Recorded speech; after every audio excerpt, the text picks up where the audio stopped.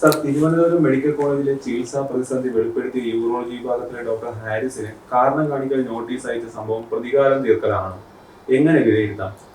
സത്യം പറഞ്ഞാൽ ഈ മന്ത്രിയുടെ ആരോഗ്യമന്ത്രിയുടെ സർക്കാരിൻ്റെയൊക്കെ നടപടികൾ കാണുമ്പോൾ ലജ്ജയാണ് തോന്നുന്നത്.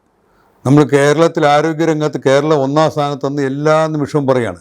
ജനങ്ങൾ ഒന്നാം സ്ഥാനത്താണ്. സാക്ഷരതയുടെ കാര്യത്തിലും വിദ്യാഭ്യാസത്തിൻ്റെ കാര്യത്തിലും ആരോഗ്യ അവബോധത്തിൻ്റെ കാര്യത്തിലും ശുചിത്വത്തിൻ്റെ കാര്യത്തിലും കേരളത്തിലെ ജനത നമ്പർ 1 ആണ്.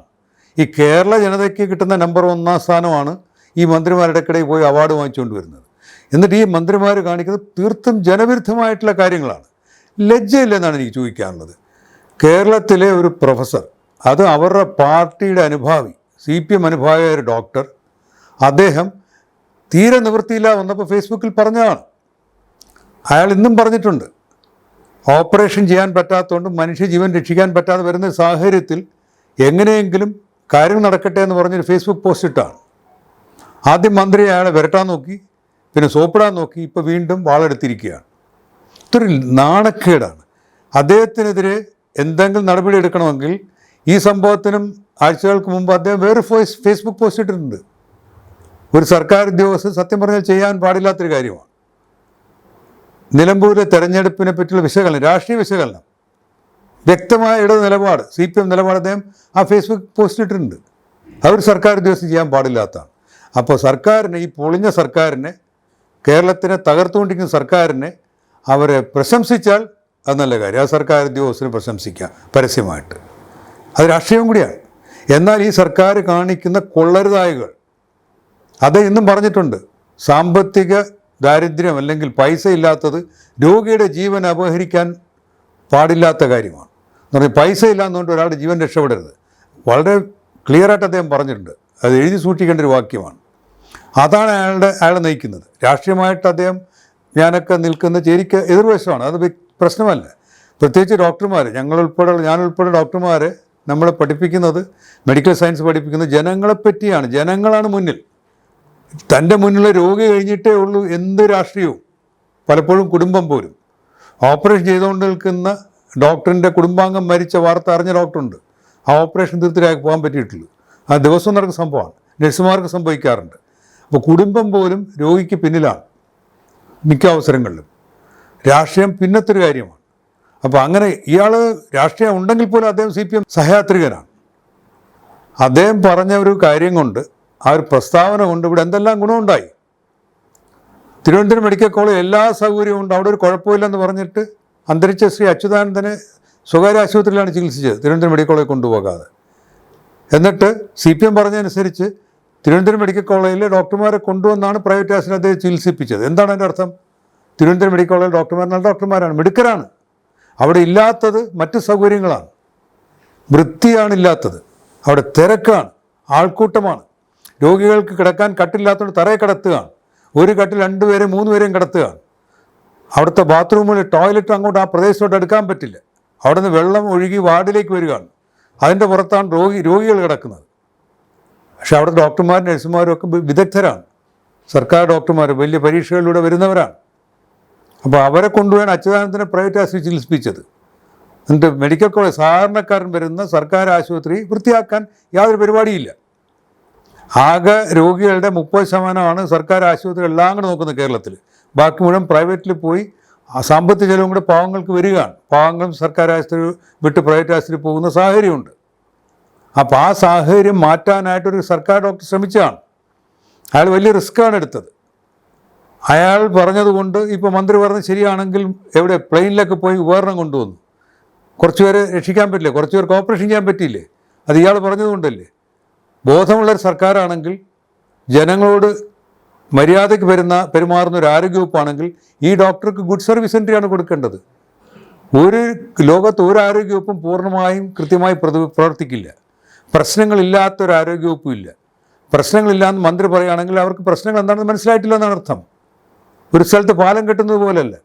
ഒരു സ്ഥലത്ത് തോണി കിടക്കണം അല്ലെങ്കിൽ നീന്തി കിടക്കണം ഒരു പുഴ, അവിടെ പാലമില്ലെന്ന് പറഞ്ഞാൽ അവിടെ പാലം കെട്ടിക്കഴിഞ്ഞാൽ പിന്നെ പ്രശ്നമില്ല. 75, 100 വർഷത്തേക്ക് ആ പ്രശ്നം പരിഹരിച്ചു. ആരോഗ്യരംഗം അങ്ങനെയല്ല. എല്ലാ ദിവസവും പ്രശ്നമാണ്. 5 കൊല്ലം മുമ്പ് നമ്മൾ കോവിഡിനെ പറ്റി കേട്ടിട്ടുണ്ടോ? പുതിയ രോഗങ്ങൾ ഇവിടെ നിപ്പ വരുന്നില്ലേ? ഇതൊക്കെ നമുക്കറിയുന്ന രോഗങ്ങളാണോ? ഇപ്പോഴും മനുഷ്യർ മഞ്ഞപ്പിത്തം വന്ന് ചാകുന്നില്ലേ?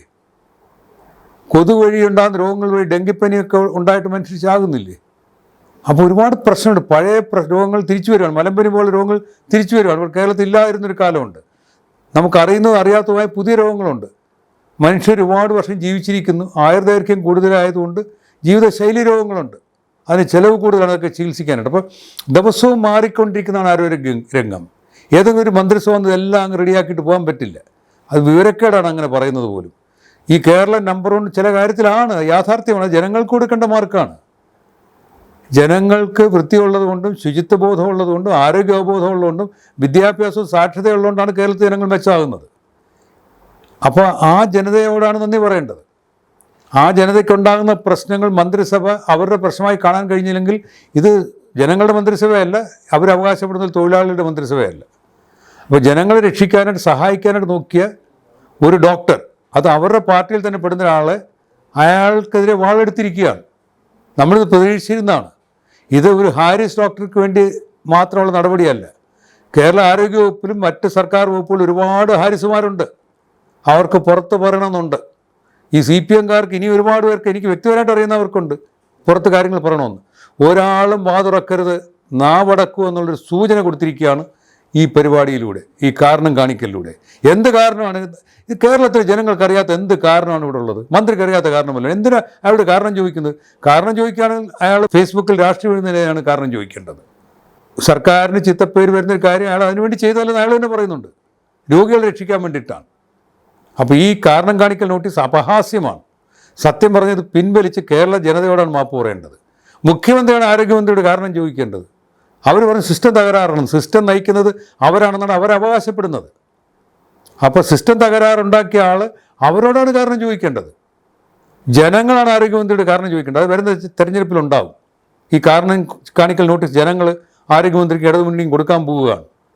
എന്തൊരു ലജ്ജാകരമാണ് ഇത്. എനിക്കറിയാം CPM സുഹൃത്തുക്കൾ പോലും ഫേസ്ബുക്കിൽ എഴുതി തുടങ്ങി ഇതിനോട് യോജിക്കാൻ കഴിയില്ല എന്ന്. ഒരു കാടത്താണിത്. ഒരു നാട്ടിൽ ഡോക്ടർ, അയാൾ കൈക്കൂലി വാങ്ങുന്ന ആളല്ല, കൂലി തന്നെ അയാൾ മാത്രം കൊണ്ട് ജീവിക്കുന്ന ഒരാളാണ്. അയാൾക്കെതിരെ തിരിയാനായിട്ട് സർക്കാർ നാണം കെടുത്തി. സർക്കാരിനല്ലെങ്കിൽ നാണക്കേടാണ്. ഇതിനകത്തെന്താ? സത്യം പറഞ്ഞാൽ സർക്കാരിൻ്റെ നാണക്കേട് മാറ്റാനുള്ളൊരു വഴിയായിരുന്നു അദ്ദേഹത്തോട് ചെയ്യേണ്ടിയിരുന്നത്. അദ്ദേഹത്തെ പോലുള്ളവർ സംസാരിക്കാൻ അവസരം കൊടുക്കണം. ഒരു സർക്കാരും, ഒരു ലോകത്തൊരു സർക്കാരും ഒരു പാർട്ടിക്കും പൂർണ്ണമായി എല്ലാം ശരിയാകാൻ പറ്റില്ല. അത് കേരളം പോലുള്ള ഒരു നാട്ടിൽ ഇത്ര ജനസാന്ദ്രത, നമ്മുടെ ഭൂപ്രകൃതിയുടെ പ്രത്യേകത, നമ്മൾ വളരെ ജനസാന്ദ്രത കൂടാതെ ഒരുപാട് പരസ്പരം കണ്ടുമുട്ടുന്നവർ, യാത്ര ചെയ്യുന്നവർ, ഒരുപാട് പല വിദേശ രാജ്യങ്ങളിൽ നിന്ന് അന്യ സംസ്ഥാനങ്ങളിൽ ആളുകൾ വന്ന് ജീവിക്കുന്ന പ്രദേശം, ഇതെല്ലാം കൂടെ ചേർന്നിട്ട് കേരളത്തിൽ സാഹചര്യം വ്യത്യസ്തമാണ്. ഞങ്ങൾ മന്ത്രിസഭ വന്ന് എല്ലാം നമ്പർ 1 ആക്കി എന്ന് പറയുന്നത് വിഡിതമാണ്. അങ്ങനെ ഒരു മന്ത്രിസഭയ്ക്ക് ഉണ്ടാക്കാൻ പറ്റില്ല. കേരളം നമ്പർ 1 ആണെന്ന് പറയാൻ തുടങ്ങി 80കളിലാണ്. മനുഷ്യരുടെ ജീവിത നിലവാരവുമായി ബന്ധപ്പെട്ട സൂചികൾ വെച്ചിട്ട് 80കൾ തൊട്ട് കേരളം ഒന്നാണെന്ന് പ്രസിദ്ധീകരിക്കപ്പെട്ടിട്ടുണ്ട്. ഇപ്പോൾ ഈ മന്ത്രിമാർ ഓടിപ്പോയി അവാർഡ് വാങ്ങിക്കുന്നതിന് കാരണം പണ്ടേ ഉള്ളതാണ്. ആയുർദൈർഘ്യം കൂടുതലായതും ശിശു മരണനിരക്കും മാതൃനിരക്കും കുറവായതും ഇത് സ്വാതന്ത്ര്യത്തിന് മുമ്പേ രേഖപ്പെടുത്തപ്പെട്ട കാര്യമാണ്. അപ്പോൾ ഇതൊക്കെ ഇവിടെ നടക്കുന്നതാണ്. അപ്പോൾ ഇതിൻ്റെ ഇടയിലാണ് ഈ മന്ത്രി പോയി ഈ ഒരു ഡോക്ടറെ ഉപദ്രവിക്കാൻ നോക്കുന്നത്. അവരും ചിലപ്പോൾ മന്ത്രിയും ഭയന്നിട്ടായിരിക്കും. കാരണം CPM ആണ് തീരുമാനിക്കുന്നത്. അവർക്ക് അതിനകത്ത് വലിയ റോളൊന്നുമില്ല. എന്നിട്ടിപ്പോൾ അയാൾക്കൊരു ആരോപണം കൂടെ കൊണ്ടുവന്നിരിക്കുകയാണ്. ഇതുവരെ ആശുപത്രിയിൽ, കേരളത്തിലെ തിരുവനന്തപുരം മെഡിക്കൽ കോളേജ് ആശുപത്രിയിൽ ഒരു ആരോപണത്തിനും വിധേയനാകാത്ത, ഒരു പരാതിയില്ലാതെ രോഗികൾക്ക് ഇഷ്ടപ്പെടുന്ന ഡോക്ടറെ അയാളിപ്പോൾ സാധനം അടിച്ചുകൊണ്ട് പോയെന്ന് പറയുക. എന്തൊരു നാണക്കേടാണ്. ഇന്ന് രാവിലെ അയാളുടെ കണ്ണീര് കണ്ടു. ആ കണ്ണീര് ഈ മന്ത്രിസഭയും കൊണ്ടേ പോവുകയുള്ളൂ. സാധാരണക്കാരന് വേണ്ടി സംസാരിച്ച ഡോക്ടറെ അയാൾ പത്രക്കാരന് മുന്നിൽ കരയുകയാണ്. ഗതികേടാണത്. ഇപ്പം അയാൾ ഈ സ്വന്തം പൈസയ്ക്ക് ഉപകരണങ്ങൾ വാങ്ങിച്ച് രോഗിയെ ചികിത്സിക്കുന്ന ഡോക്ടർമാരാണ് ആ വകുപ്പിലുള്ളത്. ഈ ഹാരിസിന് മുമ്പ് വരുന്ന ഒരു പ്രൊഫസറിൻ്റെ ക്ലാസ്മേറ്റാണ്. അയാൾ എന്നോട് നിരന്തരം വിളിച്ച് പറയും, അയാൾ ലോൺ എടുത്തും സ്വന്തം പൈസയ്ക്കാണ് അവിടുത്തെ ഓപ്പറേഷൻ ചെയ്യേണ്ട ഉപകരണങ്ങൾ വാങ്ങിച്ചുകൊണ്ടിരുന്നത്. പല പ്രാവശ്യം എന്നോട് പറഞ്ഞ് ഫേസ്ബുക്കിൽ എഴുതാം. ഞാൻ എഴുതാത്ത അയാളെ ഇതുപോലെ അയാൾക്കെതിരെ നടപടി ഉണ്ടാക്കുകയും അയാൾ ഉപദ്രവിക്കപ്പെടുമെന്നുള്ളതുകൊണ്ടാണ് ഒരിക്കലും അയാളുടെ പേര് എഴുതായിരുന്നത്. ഇപ്പോൾ അവിടെ സാധനങ്ങൾ കാണാനില്ല. ഇനിയിപ്പോൾ അവിടെ പഞ്ഞിയും സൂചിയൊക്കെ കാണാത്തൊക്കെ ഇയാളുടെ മണ്ടയിലാവും, ഈ പാവത്തിൻ്റെ മണ്ടയിലാവും. ഇത് CPM-ൻ്റെ ഫാസിസമാണ്.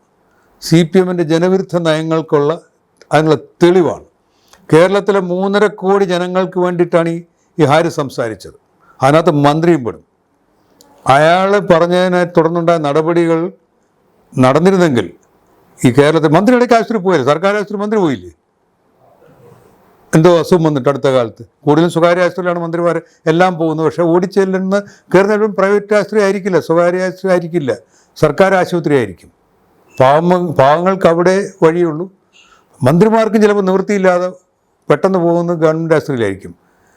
അതുകൊണ്ട് ഈ ഹാരിസ് പറഞ്ഞ വരികൾ കേരളത്തിലെ പല സർക്കാർ ആശുപത്രികളും മെച്ചപ്പെടുന്നതിന് കാരണമായിട്ടുണ്ട്. അപ്പോൾ അയാളെ പ്രശംസിക്കുന്നതിന് പകരം അയാളുടെ പുറകെ നടക്കുകയാണ്. ഇത് കേരളം നോക്കിയിരിക്കുമെന്ന് ഞാൻ വിശ്വസിക്കുന്നില്ല. കേരളത്തിൽ മുഴുവൻ പേരും മണ്ടന്മാരല്ല, കുറച്ച് മണ്ടന്മാരുണ്ട്, എന്ത് പറഞ്ഞാൽ ന്യായീകരിക്കുന്നവർ. പക്ഷേ കേരളത്തിൽ ബുദ്ധിയുള്ള ജനതയാണ്. ഈ മന്ത്രി ഈ നടപടിയും ചോദ്യം ചെയ്യപ്പെടും. കേരളത്തിലെ ഡോക്ടർമാരുടെ സംഘടനകളുണ്ട്, അവരെയൊക്കെ നിശബ്ദരാക്കി വെച്ചിരിക്കുകയാണ്. അവർ സർക്കാർ ഉദ്യോഗസ്ഥരാണ്, അവർക്ക് ഒരു പരിധിയിൽക്കപ്പുറത്തോട്ട് പോകാൻ കഴിയില്ല. എങ്കിലും അവരും ശബ്ദം ഉയർത്തിയിട്ടുണ്ട്. കേരളത്തിൽ ഒന്നടങ്കം ഡോക്ടർമാർ ഈ ഡോക്ടറിൻ്റെ പുറകിലായിരിക്കും. ജനങ്ങളെപ്പറ്റി ചിന്തിക്കുന്ന മുഴുവൻ ഡോക്ടർമാരും ഇതര ആരോഗ്യ രംഗത്തെ ജീവനക്കാരും, നഴ്സുമാരായാലും മറ്റ് ജീവനക്കാരും, ഇവരെല്ലാം കൂടി ചേർന്നാണ് ആരോഗ്യ സംവിധാനം. ഇവരെല്ലാവരും മനസ്സുകൊണ്ട് ഈ ഡോക്ടർ ഹാരിസിൻ്റെ പുറകിലാണ്. കേരള ജനത ഈ മനസ്സുകൊണ്ട് ഈ ഡോക്ടറെ പിന്നിലാണ്. നിങ്ങൾക്കൊരു ഹാരിസിനെ തോൽപ്പിക്കണമെങ്കിൽ കേരളത്തിലെ ജനതയെ മുഴുവൻ തോൽപ്പിക്കേണ്ടി വരും. അത് അസാധ്യമായിരിക്കും, ഓർത്തു വയ്ക്കുക.